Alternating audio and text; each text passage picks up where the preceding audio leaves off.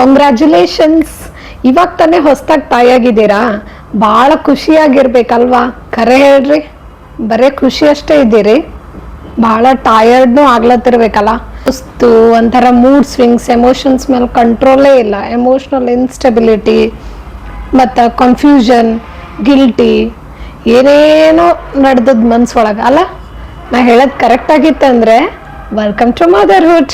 ಈ ಥರ tired, confusion, guilty ಎಲ್ಲ ಹ್ಯಾಪಿನೆಸ್ ಜೊತೆಗೆ ಒಟ್ಟೊಟ್ಟಿಗೆ ಯಾಕಾಗ್ತದ ಹೊಸ್ದಾಗಿ ತಾಯಿ ಆದಾಗ? ಇವೆಲ್ಲಾನು ಆಗೋದು ಮಾಮೂಲ, ನಾರ್ಮಲ? ಎಲ್ರಿಗೂ ಹೀಗೆ ಆಗುತ್ತಾ? ಇವೆಲ್ಲ ಡೌಟ್ಸ್, ಕನ್ಫ್ಯೂಷನ್ಸ್, ಪ್ರಶ್ನೆಗಳಿಗೆ ಉತ್ತರ ಬೇಕಂದ್ರೆ ಈ ವಿಡಿಯೋನ ಪೂರ್ತಿಯಾಗಿ ಸ್ಕಿಪ್ ಮಾಡದೆ ನೋಡ್ರಿ. ವಿಡಿಯೋ ತುಂಬಾನೇ ಯೂಸ್ಫುಲ್ ಅದ, ಎಸ್ಪೆಷಲಿ ಫಾರ್ ನ್ಯೂ ಮಾಮ್ಸ್. ನೀವೇನಾದ್ರೂ ಥರ್ಡ್ ಟ್ರೈಮಿಸ್ಟರ್ನಾಗ ಇದ್ದಿದ್ರಿ, ಇನ್ನೇನ್ ಡೆಲಿವರಿ ಹತ್ರ ಬರತ್ತದ ಅಂತ ಅನ್ನೋರಾಗಿದ್ರಂದ್ರ, ಅಥವಾ ಈಗ ತಾನೇ ಡೆಲಿವರಿ ಆಗ್ಯದ, ರಿಕವರಿ ಫೇಸ್ನಾಗ ಇದ್ದೀರಿ, ಅಂದ್ರೆ ಜಸ್ಟ್ ಡೆಲಿವರಿ ಆಗಿ ಇನ್ನ 1 ತಿಂಗಳಾಗ್ಯದ ಅಂತ ಅನ್ನೋರೆಲ್ಲ ಈ ವಿಡಿಯೋ ಮಿಸ್ ಮಾಡ್ಲಾರ್ದೆ ನೋಡ್ರಿ. ಬಿಕಾಸ್ ಐ ನೋ ಈ ಟೈಮ್ನಾಗ ಒಂದು ಎಮೋಷನಲ್ ಸಪೋರ್ಟ್, ನಮಗ್ ಕನೆಕ್ಟ್ ಆಗೋ ಮಾತುಗಳು ಬೇಕೇ ಆಗಿರ್ತಾವ. I understand moms, so I am here.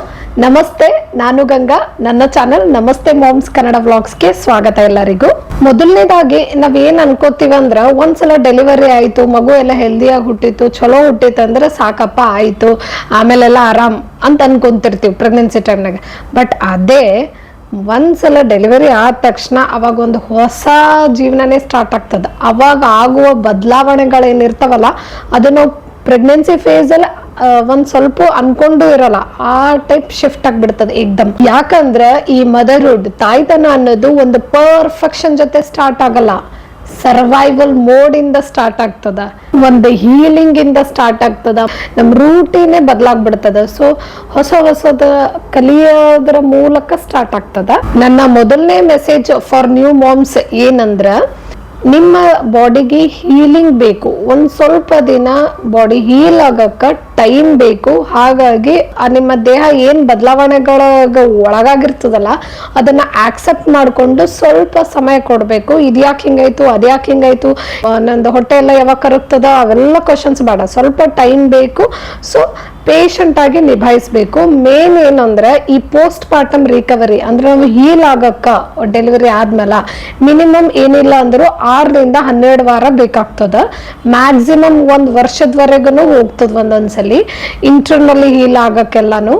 So ಯಾಕೆ ಈ ತರ ಅಂತಂದ್ರ, ಡೆಲಿವರಿ ಟೈಮ್ನಾಗ ನಮಗ ಎಷ್ಟೊಂದು ಬ್ಲಡ್ ಲಾಸ್ ಆಗಿರ್ತದ, ಹಾರ್ಮೋನ್ಸ್ ಗಳ ಏರ್ಪೇರ್ ಆಗಿರ್ತದ, ಅಂದ್ರೆ ಹಾರ್ಮೋನಲ್ ಕ್ರಾಶ್, ಆಮೇಲೆ ನಿದ್ದೆಗೆಟ್ಟಿರ್ತೀವಿ, ಸೊ ಸ್ಲೀಪ್ ಡಿಪ್ರೈವೇಶನ್, ಇವೆಲ್ಲ ಕಾರಣಗಳಿಂದ ನಮ್ಮ ಬಾಡಿ ಸುಧಾರಿಸ್ಕೊಳ್ಳಕ ಟೈಮ್ ಬೇಕಾಗ್ತದೆ.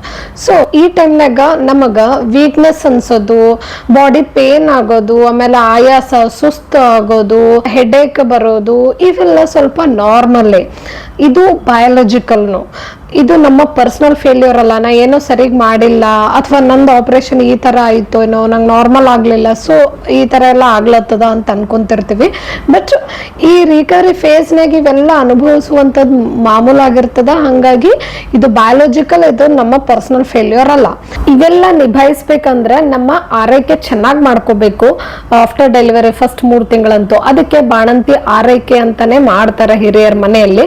ಸೊ ಆ ಆರೈಕೆ ಕರೆಕ್ಟ್ ಆಗಿ ಮಾಡಿಸ್ಕೋಬೇಕು. ಬಾಣಂತಿ ಆರೈಕೆ ಅಂದಾಗ ನೆನಪಾಯ್ತು, ಇದ್ರ ಬಗ್ಗೆನೆ ನಾವ್ ಒಂದ್ ಸಪ್ರೇಟ್ ವಿಡಿಯೋ ಮಾಡೀನಿ, ಬಾಣಂತಿ ಆರೈಕೆ ಅಂತ. ಮತ್ತ ಬಾಣಂತಿ ಇದ್ದಾಗ ಯಾವ ತರ ಆಹಾರ ತಗೋಬೇಕು ಅಂತ ಅದಕ್ಕೆ 2 ವಿಡಿಯೋಸ್ ಮಾಡೀನಿ, ಭಾಗ 1 ಭಾಗ 2 ಅಂತ. ಸೊ ನಿಮ್ಗೆ ಏನಾದ್ರು ಇಂಟ್ರೆಸ್ಟ್ ಇದ್ರೆ ಆ ವಿಡಿಯೋಸ್ ಲಿಂಕ್ ಕೆಳಗೆ ಡಿಸ್ಕ್ರಿಪ್ಷನ್ ಬಾಕ್ಸ್ ನ ಕೊಟ್ಟಿರ್ತೀನಿ, ಒಂದ್ಸಲ ಚೆಕ್ ಮಾಡ್ಕೊರಿ. ನೆಕ್ಸ್ಟ್, ನಮ್ ಬಾಡಿ ಏನು ಇಷ್ಟೊಂದು ಬದಲಾವಣೆಗಳಿಗೆ ಒಳಗಾಗಿರ್ತದ, ಅದಕ್ಕೆ ಹೀಲಿಂಗ್ ಬೇಕು, ರಿಕವರಿ ಟೈಮ್ ಬೇಕು. ಬಟ್ ನಮ್ಮ ಮೈಂಡನ್ನು ಬಹಳಷ್ಟು ಚೇಂಜ್ ಆಗಿರ್ತದೆ. ಮಾನಸಿಕವಾಗಿ ನಾವು ಎಷ್ಟು ಖುಷಿಯಾಗಿರ್ತೀವಿ ಅಷ್ಟೇ ಒಳಗಿಂದ ಕುಗ್ಗೋಗಿರ್ತೀವಿ. ಅಂದ್ರೆ ನಮ್ಮ ಎಮೋಷನ್ಸ್ ಮೇಲೆ ಕಂಟ್ರೋಲೇ ಇರಂಗಿಲ್ಲ. ಕೆಲವೊಂದ್ಸಲ ಸುಮ್ಮನೆ ಅಳಕ್ ಸ್ಟಾರ್ಟ್ ಮಾಡ್ತೀವಿ, ಆಮೇಲೆ ಎಕ್ದಮ್ ಡಿಸ್ಕನೆಕ್ಟೆಡ್ ಫೀಲ್ ಮಾಡ್ಕೋತೀವಿ, ಮಗುಗ ಅಷ್ಟೊಂದು ಕನೆಕ್ಟೆಡೇ ಫೀಲ್ ಮಾಡ್ಕೊಲ್ಲ. ಇದೆಲ್ಲ ಯಾಕೆ ಆಗ್ತಿರ್ತದ? ಹಾರ್ಮೋನ್ಸ್, ಎಸ್ಟ್ರೋಜನ್, ಪ್ರೊಜೆಸ್ಟೆರಾನ್, ಇವೆಲ್ಲ ಹಾರ್ಮೋನ್ಸ್ ಆಫ್ಟರ್ ಡೆಲಿವರಿ ಎಕ್ದಮ್ ಡ್ರಾಪ್ ಆಗ್ತಿರ್ತಾವ. ಸೊ ಅವೆಲ್ಲನೂ ನಮಗ ಮಾನಸಿಕವಾಗಿ ಪರಿಣಾಮ ಬೀರ್ತಿರ್ತಾವ. ನಿಮಗ್ ಗೊತ್ತಾ, 80% ಹೊಸದಾಗಿ ತಾಯಿ ಆದವರು ಪೋಸ್ಟ್ ಪಾರ್ಟಮ್ ಮೂಡ್ ಸ್ವಿಂಗ್ಸ್ ಅಂದ್ರೆ ಪೋಸ್ಟ್ ಪಾರ್ಟಮ್ ಡಿಪ್ರೆಷನ್ ಅನುಭವಿಸ್ತಾರೆ. ಅಂದ್ರೆ 7 ಹೊಸದಾಗಿ ತಾಯಂದ್ರಲ್ಲಿ ಒಬ್ಬ ತಾಯಿ ಈ ಪೋಸ್ಟ್ ಪಾರ್ಟಮ್ ಡಿಪ್ರೆಷನ್ಗೆ ಒಳಗಾಗಿರ್ತಾರ. ನನಗೂ ಕೂಡ ಈ ರೀತಿಯಾದ ಒಂದು ಅನುಭವ ಆಗಿತ್ತು. ಆಫ್ಟರ್ ದ ಡೆಲಿವರಿ ಮಕ್ಕಳ ಜೊತೆ ಕನೆಕ್ಟೆಡ್ ಆಗಿ ಫೀಲೇ ಆಗ್ತಿರ್ಲಿಲ್ಲ. ಲೈಕ್ ಇದು ಪೂರ್ತಿ ಒಂಥರ ಏಕ್ದಮ್ ಟ್ರಾನ್ಸ್ಫಾರ್ಮೇಟಿವ್ ಫೇಸ್ ಥರ ಆಗಿಬಿಟ್ಟಿತ್ತು. ಲೈಕ್ ಆ ರೆಸ್ಪಾನ್ಸಿಬಿಲಿಟಿ ಆಕ್ಸೆಪ್ಟ್ ಮಾಡ್ಕೊಳ್ಳೋದು ಕಷ್ಟ ಆಗ್ತಿತ್ತು. ಆಮೇಲೆ ನನಗೆ ಗಿಲ್ಟಿ ಫೀಲ್, ಇದಕ್ಕೊಂದು ಸೆಪ್ರೇಟ್ ವಿಡಿಯೋನ ಮಾಡಮ್ ಆ್ಯಕ್ಚುಲಿ ಪೋಸ್ಟ್ ಪಾರ್ಟಮ್ ಡಿಪ್ರೆಷನಿಗೆ. ಈ ವಿಡಿಯೋದಾಗ ಹೇಳ್ಕೊಂಡು ಕೂತ್ರೆ ಮತ್ತೆ ದೊಡ್ಡದಾಗ್ಬಿಡ್ತದೆ ಈ ವಿಡಿಯೋ. ಸೊ ಏನಂದ್ರೆ ಈ ಟೈಮ್ನಾಗ ಒಬ್ಬ ಹೊಸದಾಗಿ ತಾಯಿ ಆದವಳಿಗೆ ಆದಷ್ಟು ನಿಮ್ಮ ಫ್ಯಾಮಿಲಿ ಮೆಂಬರ್ಸ್ ಇಂದ ಒಂದು ಒಳ್ಳೆ ಎಮೋಷನಲ್ ಸಪೋರ್ಟ್ ಕೂಡ ತಗೊಳ್ಳೋದು ಅವಶ್ಯಕ ಆಗಿರ್ತದ. ನೆಕ್ಸ್ಟ್ ಆಹಾರ. ಈ ಆಹಾರ ಅನ್ನೋದು ಬಾಣಂತಿಗೆ ಒಂದು ಔಷಧಿ ತರ ಆಕ್ಟ್ ಮಾಡ್ತದ. ಯಾಕಂದ್ರೆ ನಾವು ಎಷ್ಟು ಚೆನ್ನಾಗಿ ಪೌಷ್ಟಿಕ ಉಳ್ಳುವಂಥದ್ದು ಆಹಾರ ತಗೋತೀವಿ ಆಫ್ಟರ್ ದ ಡೆಲಿವರಿ, ಅಷ್ಟು ನಮ್ಮ ಬಾಡಿ ಬೇಗ ರಿಕವರ್ ಆಗ್ತದ. ಮತ್ತು ಮಿಲ್ಕ್ ಸಪ್ಲೈ ಕೂಡ ಚೆನ್ನಾಗಿರ್ತದ ಬೇಬಿಗೆ. ಆಮೇಲೆ ಮೂಡ್ ಸ್ವಿಂಗ್ಸ್ ಮೇಲೂ ಒಂದು ಕಂಟ್ರೋಲ್ ಬರ್ತದ, ನಮಗೊಂದು ಎಮೋಷನಲ್ ಸ್ಟೆಬಿಲಿಟಿ ಬರ್ತದ, ಬಿಕಾಸ್ ನಮ್ಮ ಬಾಡಿ ನರಿಶ್ ಆಗಿರ್ತದ. ಆದಷ್ಟು ಐರನ್, ಪ್ರೋಟೀನ್, ಕ್ಯಾಲ್ಶಿಯಂ ಎಲ್ಲ ಚೆನ್ನಾಗಿ ಇನ್ಕ್ಲೂಡ್ ಮಾಡ್ಕೋರಿ. ಆಮೇಲೆ ಒಮೆಗಾ 3 ಹೆಚ್ಚಿಗೆ ಇರುವಂತಹ ಒಂದು ಫುಡ್ ಐಟಮ್ಸ್ನು ಇನ್ಕ್ಲೂಡ್ ಮಾಡ್ಕೋರಿ, ಲೈಕ್ ಅಕ್ರೂಟ್, ಆಮೇಲೆ ಬಾದಾಮ್. ಯಾಕಂದ್ರೆ ಇದು ನಮ್ಮ ಬ್ರೈನ್ ಹೆಲ್ತಿಗೂ ಎಫೆಕ್ಟ್ ಮಾಡ್ತದ ಮತ್ತು ನಮ್ದು ಎಮೋಷನ್ಸ್ ಸ್ಟೇಬಲ್ ಆಗಿ ಮಾಡಕ್ನು ಹೆಲ್ಪ್ ಮಾಡ್ತದ. ಎಲ್ಲದರ ಜೊತೆಗೆ ನಿಮ್ಮ ಬಾಡಿ ಚೆನ್ನಾಗಿ ಹೈಡ್ರೇಟೆಡ್ ಆಗಿ ಇಟ್ಕೋಬೇಕು. ಅದಕ್ಕೆ ನೀರು ಚೆನ್ನಾಗಿ ಕುಡಿಬೇಕು. ಅವಾಗ ತಲೆನೋವಿನ ಸಮಸ್ಯೆನೂ ಭಾಳ ಜನ ಅನುಭವಿಸ್ತಿರ್ತಾರೆ ಬಾಣಂತಿಯರು. ಸೊ ನೀರು ಚೆನ್ನಾಗಿ ಕುಡಿದಾಗ ಆ ಥರ ತಲೆನೋವು ಆಗೋದ್ನು ಕಡಿಮೆ ಆಗ್ತದ ಮತ್ತು ಹಾಲು ಉತ್ಪನ್ನ ಕೂಡ ಚೆನ್ನಾಗಾಗ್ತದ. ನೆಕ್ಸ್ಟ್ ರೆಸ್ಟ್ ಬಗ್ಗೆ ಮಾತಾಡ್ಲೇಬೇಕು. ಈ ರೆಸ್ಟ್ ಅನ್ನೋದು ಬಹಳನೇ ಅವಶ್ಯಕವಾಗಿರ್ತದ ಒಬ್ಬ ಬಾಣಂತಿಗೆ. ಬಟ್ ಐ ನೋ ಒಂದ್ಸಲ ಮಗು ಆದ್ಮೇಲೆ ರೆಸ್ಟ್ ಮಾಡೋದು, ಆ ರೆಸ್ಟ್ಗೋಸ್ಕರ ಟೈಮ್ ತೆಗೆದು ಬಹಳನೇ ಕಷ್ಟ ಆಗ್ತದ. ಆದರೂ ಕೂಡ ಟೈಮ್ ತಗೊಂಡು ನಾವು ಅವಾಗವಾಗ ರೆಸ್ಟ್ ಮಾಡ್ತಾನೆ ಇರಬೇಕಾಗ್ತದೆ. ಯಾಕಂದ್ರೆ ಆ್ಯಕ್ಚುಲಿ ನಮ್ಮ ನಿದ್ದೆ ಅಂತೂ ಡಿಸ್ಟರ್ಬ್ ಆಗ್ಬಿಡ್ತದ. ಮಗುದು ಎದ್ದೇಳೋದು, ಮಲ್ಕೊಳ್ಳೋ ಟೈಮಿಂಗ್ ಎಲ್ಲ ಚೇಂಜ್ ಆಗ್ಬಿಡ್ತದ. ಸೊ ಮಗುವಿನ ಪ್ರಕಾರ ನಮ್ಮ ನಿದ್ದೆ ಟೈಮಿಂಗ್ನು ಚೇಂಜ್ ಆಗ್ಬಿಡ್ತದ. ಮಧ್ಯರಾತ್ರಿ ಎಲ್ಲ ಎಬ್ಸ್ತಿರ್ತಾರ, ಹಾಲು ಕೊಡೋದು ಮತ್ತೆ ಮಲಗಿಸ್ಬೇಕು. ಸೊ ನಮ್ಮ ನಿದ್ದೆ ಹಾರ್ಬಿಡ್ತದ. ಸೊ ಈ ರೀತಿ ಆಗೋದೆಲ್ಲ ಮಾಮೂಲು.